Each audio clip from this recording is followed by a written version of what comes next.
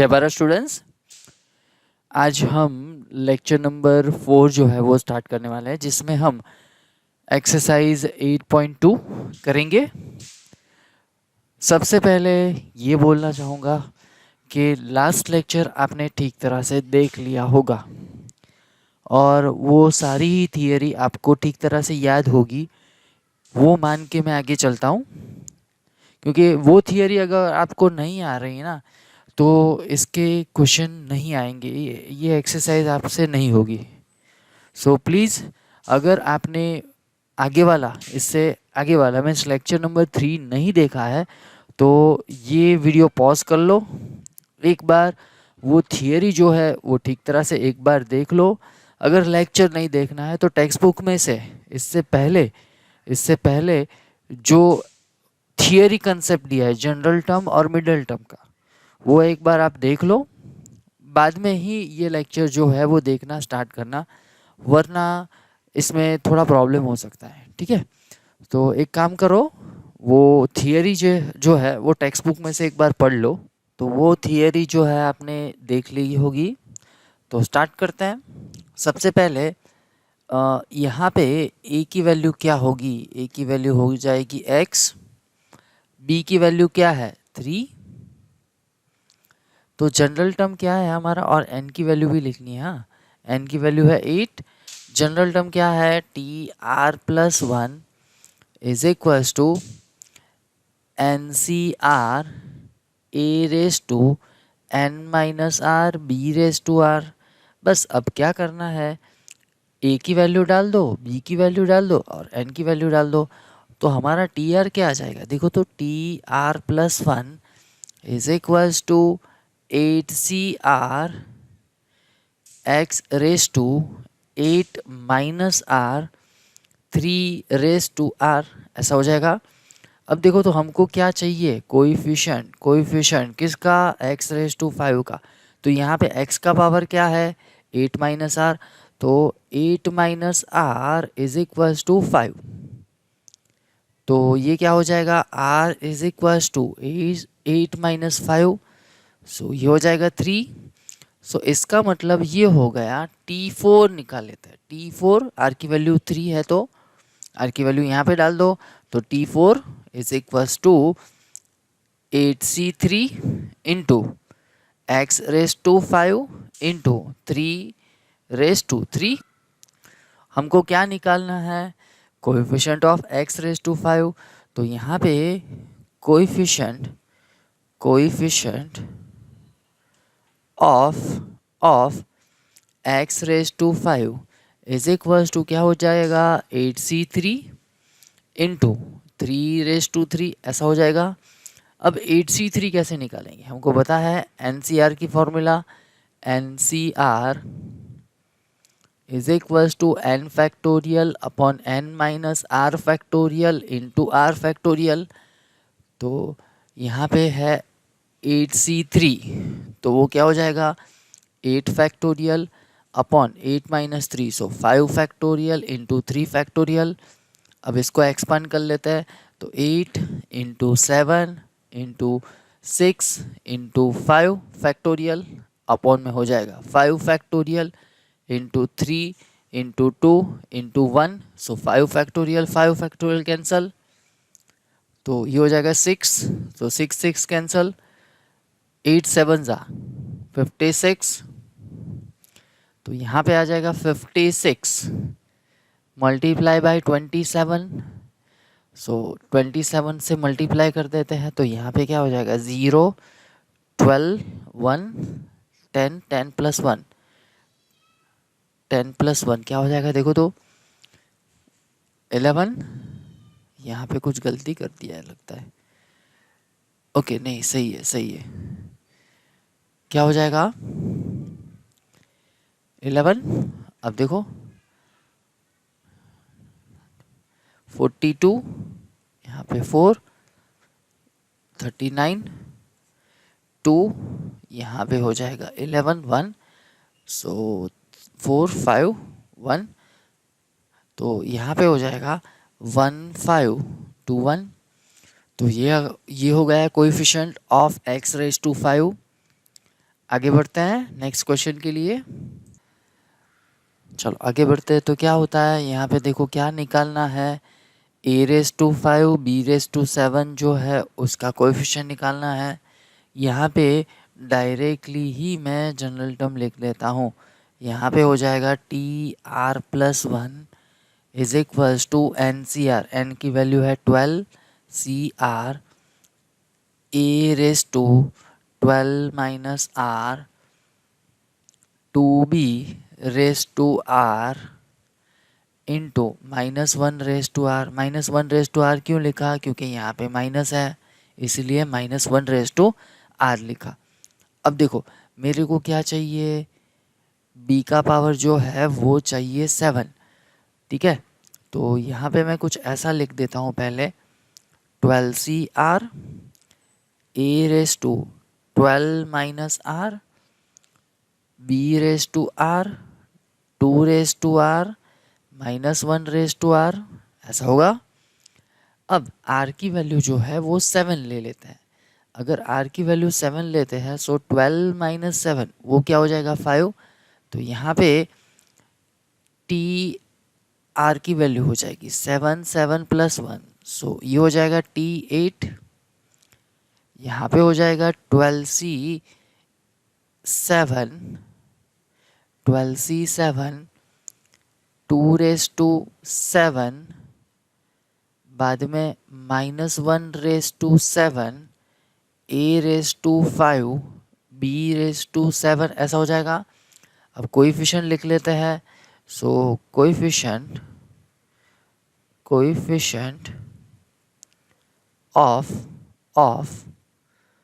a⁵5 into b⁵7 is equals to 12C7 into -1⁻7 into 2⁻7 ऐसा हो जाएगा।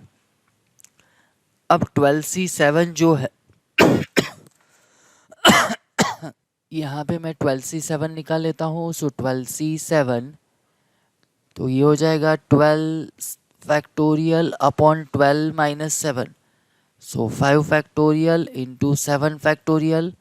सो यहाँ पे हो जाएगा 12 into 11 into 10 into 9 into 8 into 7 divide by 5 into 7।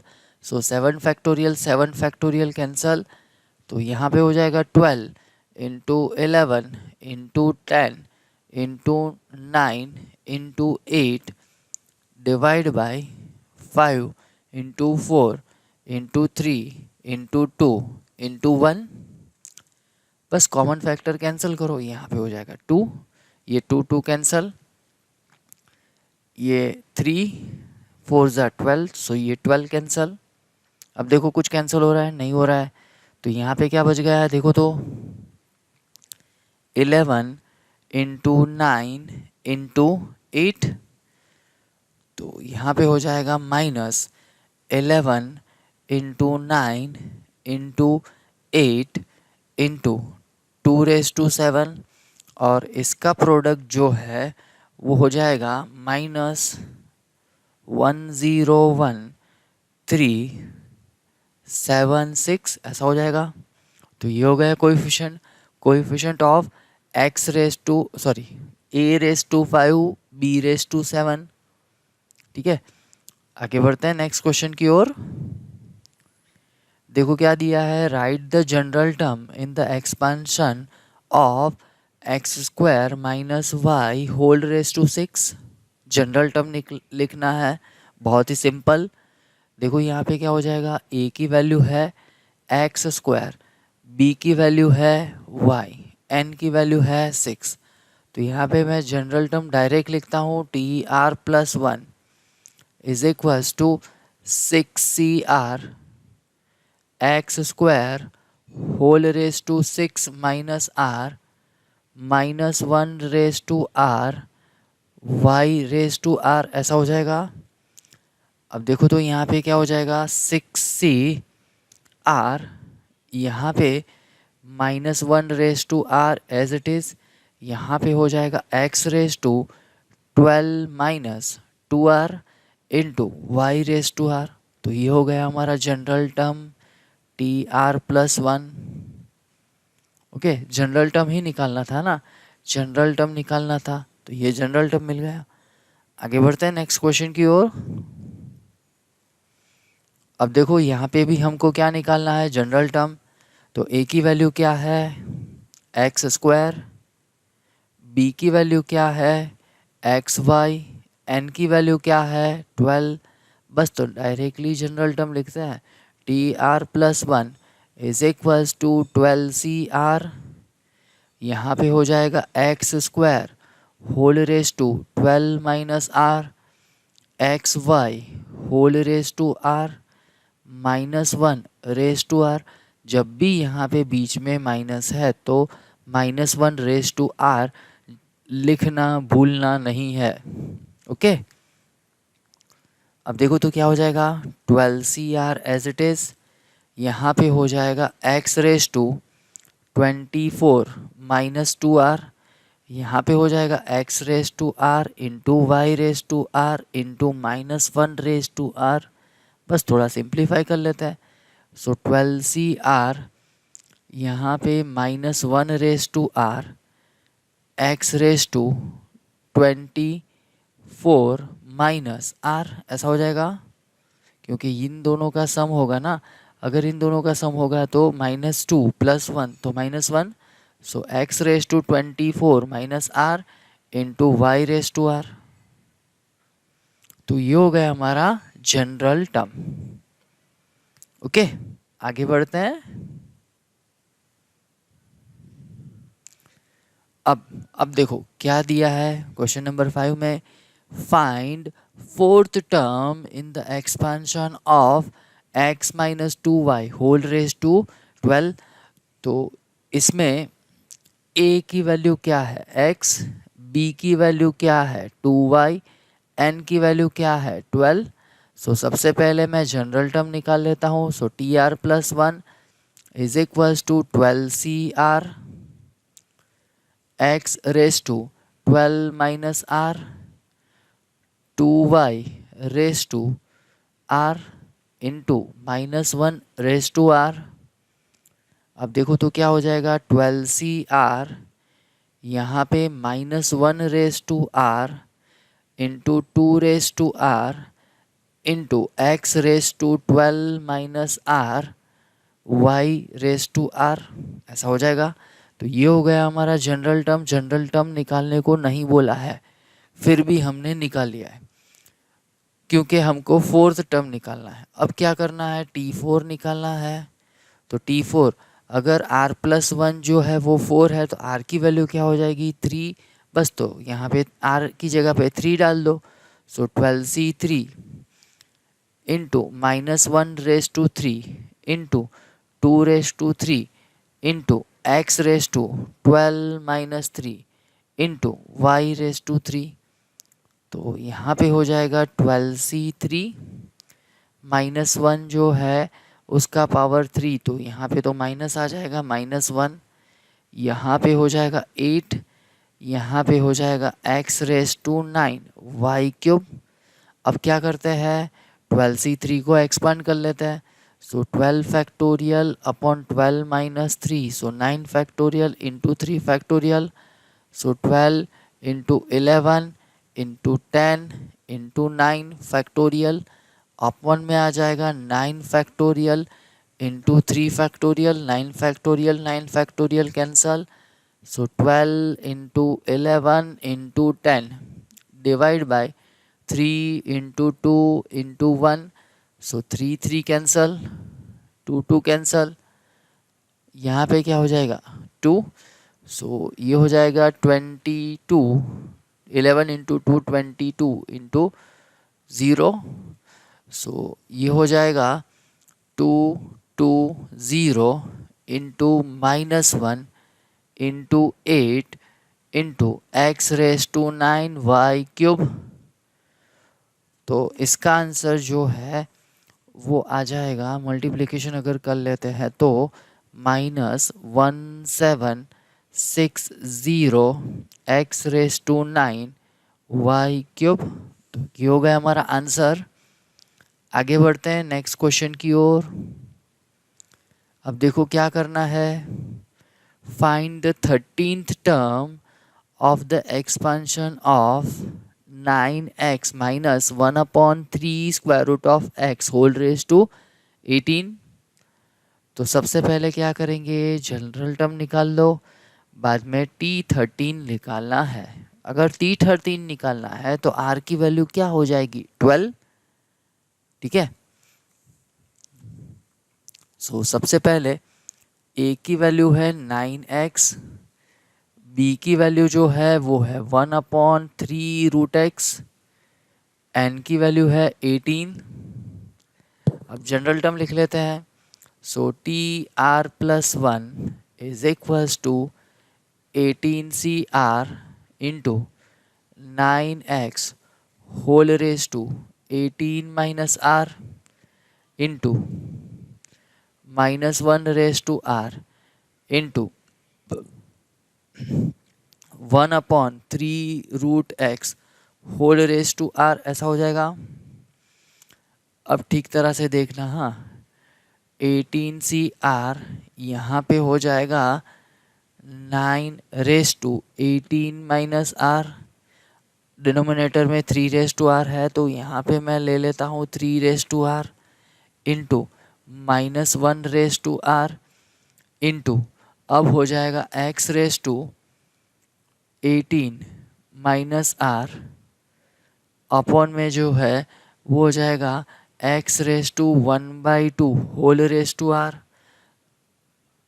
तो ये हो जाएगा 18cr। यहाँ पे अगर मैं इसको ऊपर ले लेता हूँ, 3 के पावर में पहले कन्वर्ट कर लेते हैं, तो 3/18 36 -2r अपॉन में जो है वो ऊपर अगर मैं ले लेता हूँ तो ये हो जाएगा r, -1 रेज टू आर तो है ही, यहाँ पे हो जाएगा x raise to 18 minus R minus r/2, ऐसा हो जाएगा। तो ये क्या हो गया देखो, तो 18cr यहाँ पे हो जाएगा 3/36 -3r -1/2r x/18, 36 -3r /2, ऐसा हो जाएगा। आ रही है बात समझ में? मैं और कुछ नहीं कर रहा हूँ, सिंपली a की वैल्यू, b की वैल्यू, n की वैल्यू डाल रहा हूँ और थोड़ा सिंप्लीफिकेशन कर रहा हूँ। नहीं, कोई टेक्निक नहीं है, कोई लॉजिक नहीं इसके पीछे, सिंपल और सिंपल वैल्यू सब्स्टिट्यूट करनी है और सिंप्लीफिकेशन करना है। अगर आपको सिंप्लीफिकेशन ठीक तरह से आ रहा है तो यहाँ पे कोई भी प्रॉब्लम नहीं आने वाला है। ओके, हमको तो निकालना क्या था, t13 निकालना था ना, t13, तो r की वैल्यू क्या हो जाएगी, 12। यहाँ पे 18c12 36, यहाँ पे 36 -36 -1/12, यहाँ पे हो जाएगा x/36 -36 -36 /2। तो यहाँ पे तो सिंपली क्या बच जाएगा, 18c12 -1/12, यहाँ पे तो x/0 हो जाएगा एंड 3/0 हो जाएगा, तो x तो यहाँ से निकल ही जाएगा ना। तो यहाँ पे बच गया है 18c12। बस इसको सिंप्लीफाई कर लो। इसको अगर सिंप्लीफाई करेंगे तो हमारे पास जो है वो आ जाएगा 18564। तो ये हो गया हमारा 13th टर्म। आगे बढ़ते हैं नेक्स्ट क्वेश्चन की ओर। अब देखो मेथड चेंज हो रहा है, मिडल टर्म हमको निकालना है, बराबर। अब मिडल टर्म की एक बार फिर से बात कर लेते हैं। अगर n ऑड है, सॉरी n इवन है, इफ n इवन, तो उस टाइम क्या था, then n/2 + 1 term is middle term ऐसा था। अगर n जो है वो ऑड है देन क्या था, n+1/2th term and n+1/2 plus 1th term is middle term ऐसा है। अब देखो यहाँ पे n की वैल्यू क्या है 7, n इज इक्वल्स टू 7 है, तो 7 क्या है, ऑड है या इवन है, ऑड ही है। तो मिडल टर्म कितने होंगे, 2। तो यहाँ पे मैं पहले वैल्यू निकाल देता हूँ, 7 + 1 divide by 2, so 8 divide by 2, so fourth term is middle term. अब नेक्स्ट कौन सी वाली आएगी, इसमें वैल्यू डालने की कोई ज़रूरत नहीं, एक ऐड कर दो। So fourth term and fifth term is middle term. अब क्या करना है, अब तो बहुत ही सिंपल है।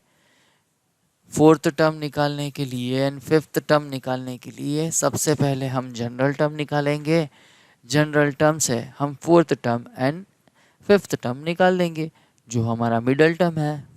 ओके, सो जनरल टर्म लिख लेते हैं, TR+1 is equals to 7CR 3⁻7 - R -1⁻R x³ upon 6 whole raise to R ऐसा हो जाएगा।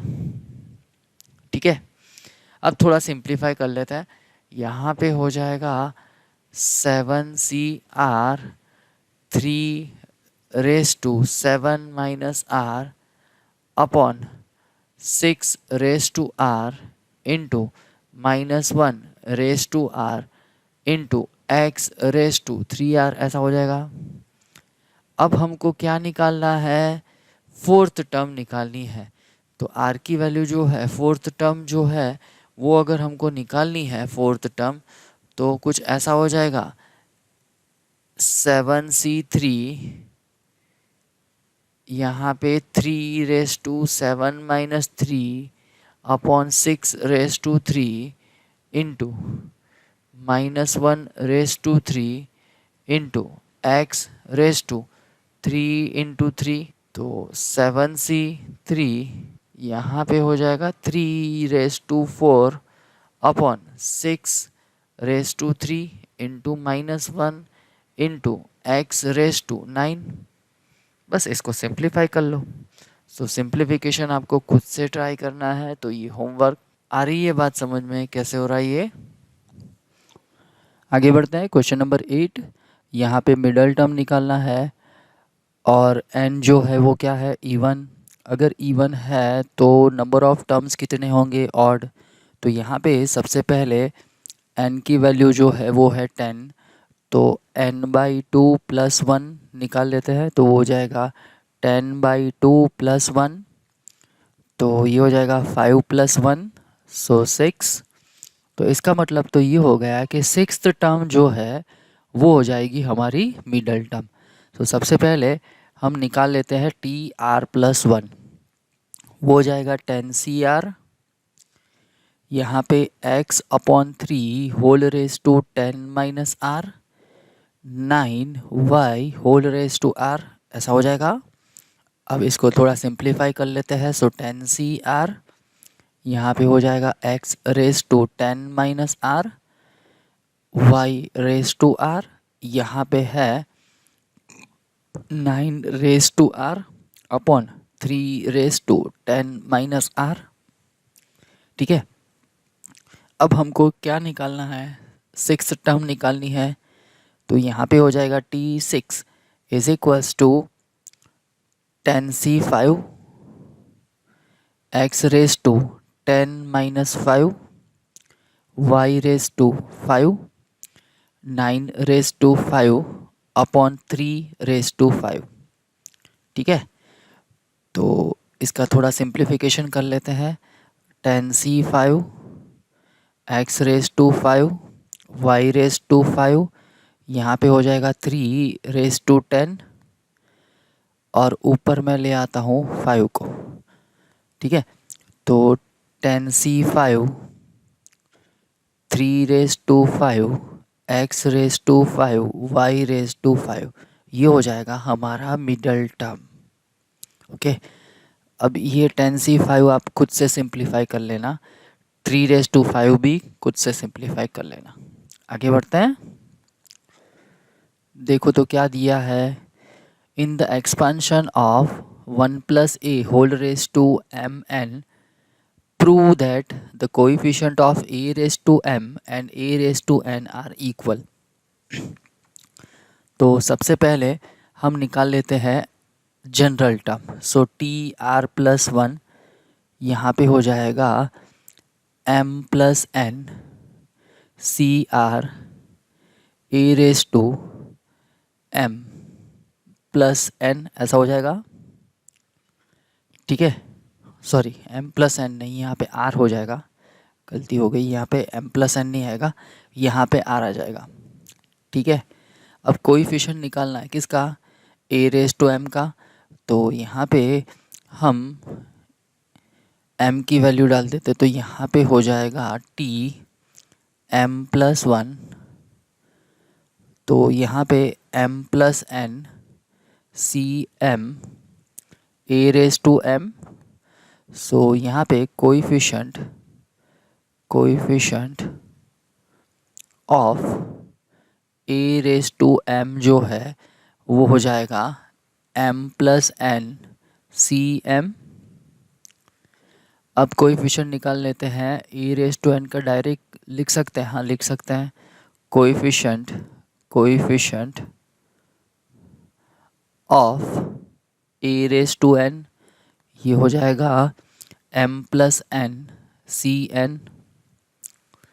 ठीक है, अब मैं लेता हूँ कोएफिशिएंट ऑफ a^m। ठीक तरह से समझना, हाँ, m+n cm ऐसा है। हमारे पास कॉम्बिनेशन में एक फॉर्मूला है, वो कुछ ऐसी है, NCR = NC n-r। एक फॉर्मूला ये है। तो यहाँ पे इसको कंपेयर करो इसके साथ, तो क्या हो जाएगा, देखो तो n की वैल्यू जो है वो क्या हो जाएगी m+n, r की वैल्यू क्या हो जाएगी m। तो क्या हम इस फॉर्मूला की हेल्प से ऐसा कुछ लिख सकते हैं, m+n एज इट इज़, यहाँ पे हम लिखेंगे m+n -m ऐसा लिख देंगे। तो ये क्या हो जाएगा, m+n as it is, m cancel, तो यहाँ पे आ जाएगा n, पर ये क्या है, कोएफिशिएंट ऑफ a^n है। तो हमको तो वही प्रूव करना था। देखो, prove that the coefficient of a^m and a^n are equal, तो ये आ गया है, ये हो गया हमारा आंसर। आगे बढ़ते हैं नेक्स्ट क्वेश्चन के लिए। Question number 10। अब ठीक तरह से देखना, coefficient of r-1th term, rth term and r+1 term in the expansion of 1 + x^n are in ratio 1:3:5, then find the value of n and r। तो जनरल टर्म क्या होगी इसकी, tr+1 = NCR, यहाँ पे हो जाएगा x⁻⁴।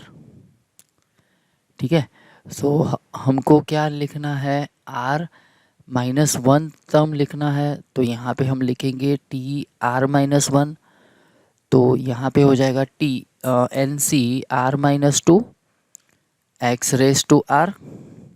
बाद में rth टर्म लिखना है, सो tr = NCr-1 एंड x⁻⁻1। अब लिखना है tr+1, तो वो हो जाएगा NCr x⁻⁴। हमको ऐसा बोला गया है कि इस टर्म का कोएफिशिएंट, इस टर्म का कोएफिशिएंट एंड इस टर्म का कोएफिशिएंट जो है उसका रेशियो जो है वो है 1:3:5। तो यहाँ पे हम ऐसा लिख देंगे NCR-2 is to NCR-1 is to NCR is equals to 1:3:5। अब क्या करेंगे, रेशियो को कंपेयर करेंगे और इक्वेशन लाएंगे। तो यहाँ पे हम लिखते हैं NCR-2 upon NCR is equals to 1/3। बस इसको सिंप्लीफाई कर लेते हैं तो ऐसा कुछ हो जाएगा 3 into NCR-2 is equals to, यहाँ पे R-1 हो जाएगा। हाँ, गलती कर दी है यहाँ पे R-1 हो जाएगा। R-1 तो यहाँ पे NCR-1, बस अब NCR की फॉर्मूला का यूज़ करो। तो यहाँ पे हो जाएगा 3 एज इट इज़, यहाँ पे हो जाएगा n फैक्टोरियल, यहाँ पे n-r+2 factorial into r-2 factorial is equals to n factorial upon n-r+1 factorial into r-1 factorial. अब देखो तो यहाँ पे n फैक्टोरियल कैंसल, यहाँ पे 3 एज इट इज़, यहाँ पे हो जाएगा 1/n-r+2 इंटू n-r+1 फैक्टोरियल, यहाँ पे r-2 factorial is equals to 1/n-r+1 factorial into n-r into r-2 factorial. So r-2 factorial cancel, n-r+1 factorial n-r+1 factorial cancel. तो अब जो बच गया है वो लिख लेते हैं। तो यहाँ पे 3/n-r+2 is equals to 1/r-1। तो यहाँ पे हो जाएगा 3 into r-1 is equals to n-r+2, 3r-3 is equals to n-r+2। तो यहाँ पे n इज इक्वल्स टू हो जाएगा 3r+r-2 -3। तो यहाँ पे हो जाएगा n is equals to 4r-5। तो इसको बोल देते हैं इक्वेशन नंबर 1। अब मैंने क्या लिया है, फर्स्ट एंड सेकंड लिया है, अब क्या लेंगे, सेकंड एंड थर्ड लेंगे। ओके, तो यहाँ पे हो जाएगा NCR-1 upon NCR is equals to 3/5। तो ये हो जाएगा 5 into NCR-1 is equals to 3 into NCR। अब NCR की फॉर्मूला का यूज़ कर लेते हैं। So 5 into n factorial upon n-r+1 factorial into r-1 factorial is equals to 3 into n factorial upon n-r factorial into r factorial, n factorial cancel. So 5 into 1/n-r+1 into n-r factorial, यहाँ पे r-1 factorial as it is, 3 into 1/n-r factorial as it is, यहाँ पे r into r-1 factorial.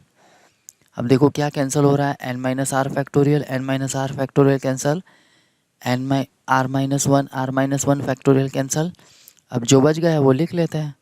तो यहाँ पे बच गया है 5 अपॉन में बच गया है n-r+1, यहाँ पे 3 अपॉन में बच गया सिंपली आर, तो ये हो जाएगा 5r is equals to 3 into N minus R plus 1। तो यहाँ पे हो जाएगा 3n minus 3r plus 3 is equals to 5r। तो यहाँ पे हो जाएगा 3n is equals to 5r plus 3r minus 3। तो n 3n is equals to 8r minus 3। इसको बोल देंगे इक्वेशन नंबर 2। अब 1 को और 2 को सॉल्व कर लेते हैं, 1 को और 2 को सॉल्व कर लेते हैं। देखो तो क्या हो जाएगा। अब हमारे पास है यहाँ पे 3n is equals to 8r minus 3। So यहाँ पे हमारे पास 4r माइनस 5 ऐसा है। n की वैल्यू इक्वेशन 1 से देखो तो ऐसा ही है ना। हाँ, n is equals to equation 1 जो है उसमें n इज इक्वल्स टू है 4r माइनस 5। वो वैल्यू मैंने यहाँ पे डाल दी है। तो यहाँ पे हो जाएगा 8r माइनस 3। अब इसको थोड़ा सिंप्लीफाई कर लेते हैं। सो ये हो जाएगा 12r माइनस 8r, यहाँ पे हो जाएगा 15 माइनस 3। तो ये हो जाएगा 4r is equals to 12। So r is equals to 3। r की वैल्यू आ गई है। बस अब n की वैल्यू निकाल लो। n is equals to 4r minus 5 ऐसा है। तो 4 इंटू 3 माइनस 5। सो ये हो जाएगा 12 माइनस 5। तो 12 माइनस 5 क्या हो जाएगा 7। तो n की वैल्यू आ गई है 7। हमको क्या निकालना था, n की वैल्यू एंड r की वैल्यू, दोनों ही वैल्यू यहाँ पे निकल गई है। देखो क्या निकालना था, n की वैल्यू निकालनी थी, r की वैल्यू निकालनी थी, दोनों ही वैल्यू हमारे पास आ गई है। आगे बढ़ते हैं नेक्स्ट क्वेश्चन की ओर।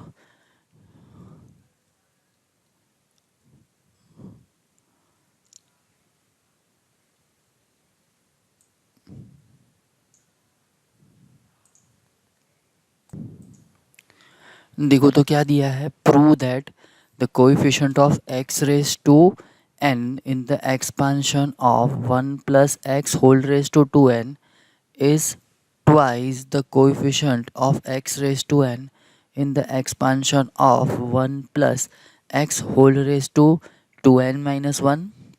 सो सबसे पहले इसके लिए हम जनरल टर्म लिख लेते हैं। तो हो जाएगा T are plus 1 is equals to 2n C R, यहाँ पे हो जाएगा x रेज टू r। ठीक है, और इसके लिए हम जनरल टर्म लिख लेते हैं, उसको टी आर प्लस 1 यहाँ पे डैश लिख लेते हैं। तो यहाँ पे हो जाएगा 2n माइनस 1 सी आर, यहाँ पे हो जाएगा x रेज टू r। अब देखो तो को इसके एक्सपांशन में x रेज टू n का कोएफिशिएंट, तो coefficient of x raise to n is equals to 2n C n ऐसा हो जाएगा। यहाँ पे coefficient of x raise to n यहाँ पे हो जाएगा 2n माइनस 1 सी n। अब हमको क्या दिखाना है, देखो तो ऐसा बोला गया है, prove that the coefficient of x raise to n in the expansion of this is twice the coefficient of x raise to n in the expansion of this. तो इसका मतलब ये हो गया है, हमको प्रूव करना है 2n is equals to 2 into 2n minus 1 cn, ये प्रूव करना है। ठीक है, तो एक काम करते हैं, एक काम करते हैं, यहीं से स्टार्ट, ओके यहाँ से स्टार्ट करेंगे, यहाँ से स्टार्ट करते हैं, चलो कोई बात नहीं, यहाँ से स्टार्ट करते हैं। LHS से स्टार्ट करो या RHS से स्टार्ट करो, कोई फ़र्क नहीं पड़ता है, दोनों में ही आंसर आ जाएगा। अब देखो मैं ऐसा लिखता हूँ, LHS क्या लिखना है, 2NCN, यहाँ पे हो जाएगा 2n factorial upon 2n minus n factorial into n factorial. ठीक है, यहाँ पे हो जाएगा 2n फैक्टोरियल, डिनोमिनेटर में हो जाएगा n factorial into n factorial, ऐसा हो जाएगा। अब देखो तो एक बार ऐसा करते हैं, इसका सिंप्लीफिकेशन कर लेते हैं ताकि हमको पता चल जाए कि ये कैसे आएगा। तो ऐसा हो जाएगा 2n minus 1 factorial upon 2n minus 1 minus n factorial into n factorial. तो ये हो जाएगा n माइनस 1 फैक्टोरियल, देखो तो इसकी बात कर रहा हूँ, ये हो जाएगा n माइनस 1 फैक्टोरियल, यहाँ पे तो कोई चेंज नहीं होगा। तो इसका मतलब तो ये हो गया कि हमको क्या लाना है यहाँ पे क्या लाना है, डिनोमिनेटर में क्या लाना है, n माइनस 1 फैक्टोरियल, और न्यूमरेटर में क्या लाना है, 2n माइनस 1 फैक्टोरियल। तो इसको एक्सपांड कर लेते हैं, सो ये हो जाएगा 2n, यहाँ पे हो जाएगा 2n माइनस 1 फैक्टोरियल, अपॉन की बात करते हैं तो अपॉन में n into n minus 1 factorial into n factorial, so n cancel, तो यहाँ पे हो जाएगा 2 इंटू 2n माइनस 1 फैक्टोरियल, यहाँ पे n minus 1 factorial into n factorial. अब देखो तो 2 into 2n minus 1 factorial upon में 2n minus 1 minus n factorial into n factorial, ऐसा लिख सकते हैं। तो ये तो क्या हो गया, देखो तो 2n माइनस 1 CN, देखो जो प्रूव करना था वो आ गया है यहाँ पे, यही प्रूव करना था। ठीक है, सो आगे बढ़ते हैं नेक्स्ट क्वेश्चन के लिए। देखो तो क्या दिया है, find the positive value of m for which coefficient of x square in the expansion of 1 plus x whole raise to m is 6। अब देखना, हाँ सबसे पहले यहाँ क्या करते हैं, हम ऐसा कुछ कर लेते हैं, जनरल टर्म लिख लेते हैं, जनरल टर्म लिख लेते हैं तो क्या हो जाएगा, TR plus 1 is equals to MCR x raise to R, ऐसा हो जाएगा। अब देखो तो coefficient of x raise to 2 लिखना है, so coefficient of x square is equals to क्या हो जाएगा, MC2, ऐसा हो जाएगा। अब देखो तो ये क्या दे दिया है, ये दे दिया है 6, बस अब हमको m की वैल्यू निकालनी है, सो MC2 इज इक्वल्स टू 6। तो यहाँ पे हो जाएगा m factorial upon m minus 2 factorial into 2 factorial is equals to 6। यहाँ पे हो जाएगा m minus 1 m minus 2 factorial upon m minus 2 factorial into 2 is equals to 6। तो m minus 2 factorial m minus 2 factorial cancel, so यहाँ पे हो जाएगा m into m minus 1 is equals to 12। अब देखो तो m इंटू m माइनस 1, क्या हम 12 को ऐसे लिख सकते हैं, 4 इंटू 3 लिख ही सकते हैं, कोई इश्यू नहीं है।